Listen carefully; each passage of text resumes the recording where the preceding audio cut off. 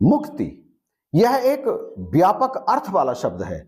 मुक्ति से तात्पर्य है छूट जाना। स्वामी दयानंद सरस्वती कहते हैं कि जब जीवात्मा दुखों से छूट जाता है तो फिर वो मुक्ति की अवस्था को प्राप्त होता है। और मुक्त होने का अर्थ है कि समस्त प्रकार के बंधनों से छूटकर इस असीम परमात्मा में सर्वत्र आनंदमय रूप से विचरण करते रहना, अपने दिव्य शरीर के साथ। यानी जीवात्मा उस समय दिव्य शरीर में रहता है, वो जहां चाहे जा सकता है, जिस लोक में चाहे विचरण कर सकता है। ऐसी अवस्था ही मुक्ति कही जाती है। शास्त्रों में मुक्ति को 4 प्रकार की बताया गया है और ये चारों प्रकार की मुक्तियां जीवात्मा को इस पंच भौतिक शरीर छूटने के बाद परमेश्वर के वैकुंठ लोक में प्राप्त होती हैं, परमात्मा के साथ रहते हुए। तो ये चारों प्रकार की मुक्तियां क्या हैं और इन चारों प्रकार की मुक्तियों का स्वरूप क्या है, आज के वीडियो में हम इसी पर चर्चा करने के लिए जा रहे हैं। पहली मुक्ति जो शास्त्रों में बताई गई है वह है सालोक्य। सालोक्य का अर्थ है जीवात्मा जब इस शरीर का त्याग करके भगवान की असीम अनुकंपा से उनके लोक में जाकर के रहता है, यानी सशरीर। और वो शरीर कौन सा होता है? वो शरीर होता है दिव्य। उस दिव्य शरीर के साथ भगवान के लोक में जाकर के बसना, वहां रहना और स्वतंत्र वहां पर विचरण करना, यह कहलाती है सालोक्य मुक्ति। दूसरी मुक्ति है सामीप्य मुक्ति। और जैसा कि शब्द से ही स्पष्ट हो रहा है, सामीप्य का मतलब है समीपता, निकटता, सानिध्य में रहना। जीवात्मा जब दिव्य शरीर धारण करके मुक्त होकर परमात्मा के परम धाम में परमात्मा के सदा ही साथ रहता है, परमात्मा वहां पर अपने दिव्य शरीर के साथ में यानी सगुण रूप में रहते हैं और वो जीवात्मा भी दिव्य शरीर धारण करके परमात्मा के सदा ही साथ रहता है।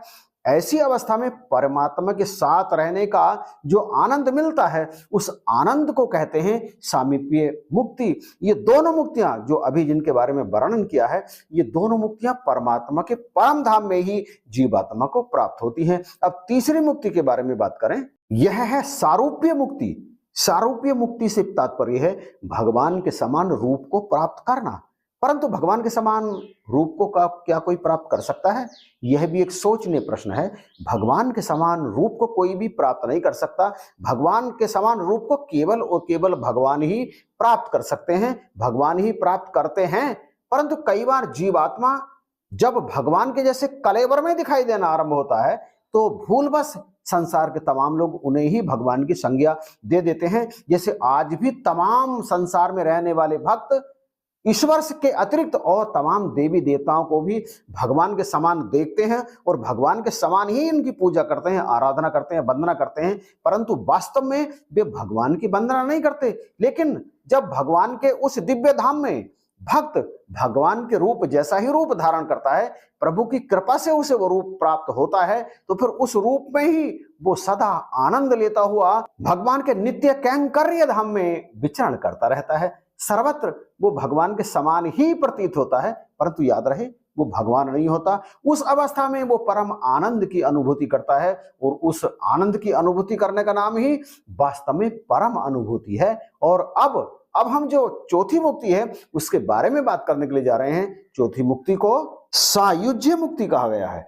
सायुज्य मुक्ति मतलब जिस प्रकार के तमाम ऐश्वर्य भगवान स्वयं भोगते हैं, उस प्रकार के तमाम ऐश्वर्य जब मुक्ति की उस दशा में वो दिव्य शरीरधारी जीव भोगता है तो फिर वो सायुज्य मुक्ति को भोग रहा होता है। इस प्रकार भगवान के नित्य धाम में भक्त जब पहुंचता है तो चारों प्रकार की मुक्तियां उसे अनायास ही प्राप्त हो जाती हैं। और ये चारों प्रकार की मुक्तियां तो उसे अनायास ही प्राप्त हो जाएंगी। जो परम भक्त है, जो सेवा सत्कार वाला भक्त है, जो अनन्य भक्त है, वो ऐसा सोचता है कि ये चारों प्रकार की मुक्तियां तो वहां पहुंच करके पासंग में ही मिल जाएगी, परंतु सेवा, मैं सेवा कैसे करूंगा? तो वो सेवा जब मांगता है अपने प्रभु की, अपने प्रभु के साथ रहते हुए, तो उससे जो उसे परम आनंद प्राप्त होता है, वो तो सदा उस परम आनंद का आकांक्षी होता है और उसी को प्राप्त करने के लिए वो सदा लालायित रहता है। और ऐसा करना ही उसकी भेद भक्ति कहा जाता है। और फिर वो मुक्तियों की कामना नहीं करता, क्योंकि उसे पता है कि मुक्तियां तो ये पासंग में यूं ही मिल जाएंगी। वो कामना ही नहीं करता मुक्ति की, वो तो सदा प्रभु के साथ की कामना करता है। और जब उसे प्रभु का साथ मिल जाता है तो फिर किसी और चीज की उसे इच्छा नहीं होती। यदि वो मुक्ति की कामना करे तो वो सकाम भक्त होगा ना। और आप तो अच्छी तरह से जानते हैं कि जो वास्तविक भक्त होता है उसकी भक्ति में कामना तो होती नहीं, कुछ भी मांगने की इच्छा तो उसकी होती नहीं। भक्ति करते हुए जो कामना लेकर के भक्ति करते हैं, पूजा करते हैं, पाठ करते हैं, परंतु उसके पीछे कहीं ना कोई इच्छा छुपी रहती है, तो ऐसी भक्ति करने वाले भक्त सकाम भक्त कहलाते हैं। जो वास्तविक भक्त है वो किसी कामना को लेकर, किसी इच्छा को लेकर कदापि भक्ति नहीं करता। भक्त की भक्ति करने की कामना तो उसके निस्वार्थपन में छुपी होती है। वो जो भक्ति करता है वो तो अपने प्रभु को रिझाने के लिए भक्ति करता है। और वो भक्ति का जो स्वरूप है, वो भक्ति का स्वरूप उसकी सेवा करना होता है। यानी भक्त के मन में कहीं ना कहीं ये बात चल रही होती है, निष्काम भक्त के, कि बस प्रभु मुझे कोई काम सौंप दे, प्रभु मुझे कोई सेवा सौंप दे जिसमें अच्छी तरह से निभा सकूं, कुछ इस तरह से कि प्रभु मेरी सेवा से खुश हो जाएं और सेवा के बदले मुझे कुछ दें। ऐसा उसके अंदर कोई भाव रहता ही नहीं। बस उसके अंदर तो सेवा की इच्छा है, वो सेवा का आनंद लेता है और वो आनंद सदा ही उसे प्रफुल्लित रखता है, सदा ही उसे उत्साहित रखता है। ऐसे निष्काम भक्त को प्रभु अपनी सेवा में रखते हैं। और बड़ी गहरी बात यहां आने के लिए जा रही है, और यदि वो भक्त नहीं चाहे तब भी ऐसे निष्काम भक्त को, जो उनका सेवक है, प्रभु वो सारे ऐश्वर्य प्रदान करते हैं जो प्रभु स्वयं भोगते हैं। वो भक्त नहीं चाहे तब भी बलपूर्वक जबरदस्ती उसे वो सारे सुख के साधन उपलब्ध कराते हैं। ऐसे ही भक्तों को श्रीमद् भागवत गीता में भगवान श्री कृष्ण जी ने कहा है, ज्ञानी